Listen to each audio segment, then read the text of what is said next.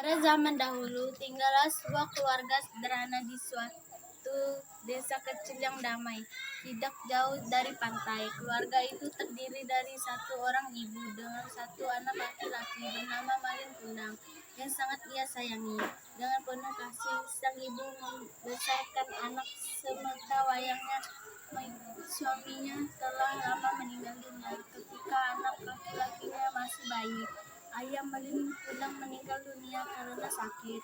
Berapa bulan setelah membangun rumah sederhana tempat mereka tinggal. Pada suatu hari terjadilah percakapan antara ibu dan Malin Kundang. Malin anakku, ibu mau pergi mencari kayu bakar ke pinggiran hutan. Hati-hati ya di rumah. Baik, ibu. Sejak ibunya pergi ke hutan, Malin Kundang yang mulai beranjak remaja itu keluar rumah mengunjungi pantai. Ia tertarik dengan keramaian di pinggir pantai yang kelihatan dari bukit di mana Malin Kundang tinggal. Sementara ibunya mencari kayu bakar, Malin Kundang melihat-lihat dan mengagumi kapal besar. Kapal tersebut datang sebulan sekali untuk menurunkan barang-barang dari luar pulau, sekaligus menaikkan muatan dari wilayah di sekitar pantai. Malin pun berpikir dalam hatinya, betapa indahnya kapal ini, betapa besar dan bagusnya kapal ini. Betapa senang jika saya dapat bekerja sebagai awak kapal. Saya bisa berlayar, bisa melihat kota-kota lain di luar pulau. Tidak terasa hari semakin sore, Malin pun pulang dengan berbagai keinginan di benaknya.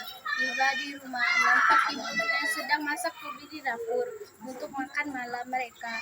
Sungguh ibu yang tidak pernah lelah. Sepulang mencari kayu bakar, yang menyiapkan makan, merebus air minum dan membereskan rumah tanpa lelah. Ia selalu berusaha dan berdoa agar anaknya bisa berhasil dan hidup berbahagia. Ketika sedang makan bersama, Malin Kundang mengungkapkan isi hatinya. Ibu, ketika ibu berangkat mencari kayu bakar di hutan, saya pergi ke pantai. Di sana saya melihat kapal yang bagus dan besar. Bagaimana jika saya pergi merantau untuk mengandung nasib agar bisa hidup lebih baik? Malin anakku, ibu tidak bisa melarang kamu untuk mencari hidup yang lebih baik. Ibu mengerti, karena suatu saat kamu pun harus bisa menemukan kehidupan yang lebih baik. Ibu hanya bisa berdoa, semoga kamu bisa menemukannya. Sangat berat bagi ibu untuk berpisah dengan Mina, dan ibu pasti akan merasa kehilangan.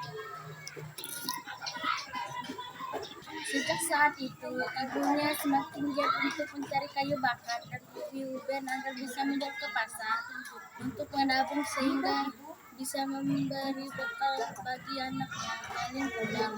Berapa bulan setelah itu, tibalah kapal yang besar dan bagus untuk menurunkan barang-barang dari luar pulau dan membuat barang-barang dagangan dari pulau tersebut. Malin Kundang berpamitan kepada ibunya dan berjanji untuk segera kembali kepada ibunya. Kepada Malin Kundang memberikan perhiasan, sejumlah uang dan bekal makan. Ibu Malin berpesan, Malin anakku, hati-hati dan jaga diri. Ibu selalu berdoa untuk keselamatan dan keberhasilanmu. Dan jika berhasil, segeralah kembali, karena ibu pasti akan merindukanmu. Malin Kundang pun bergegas naik kapal. Dari kejauhan ibunya menatap dengan penuh haru, tapi hatinya tetap berdoa bagi keselamatan dan keberhasilan anak tercinta. Berapa saat kemudian, kapal yang ditumpangi anaknya tidak tampak lagi. Ibu Malin Kundang pulang untuk mengisi hari-hari dalam kesendirian, dengan harapan dapat berkumpul lagi dengan anaknya dalam suasana bagian bulan demi bulan, tahun demi tahun. Ibu Malin Kundang terus menanti setiap malam. Ia selalu berdoa. Waktu kau pergi,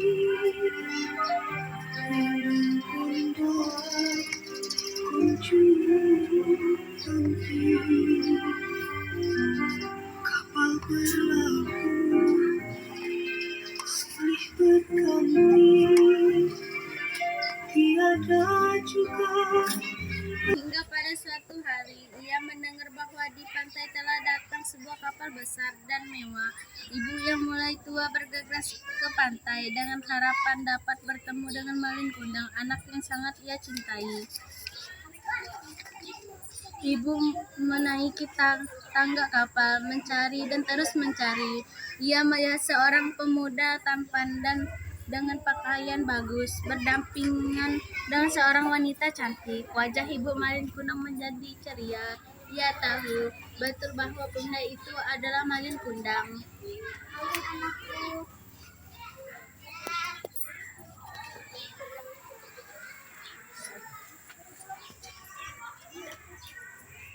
Pemuda dan wanita itu menoleh, sementara Ibu Malin Kundang menghampiri dan bergegas untuk memeluk anaknya.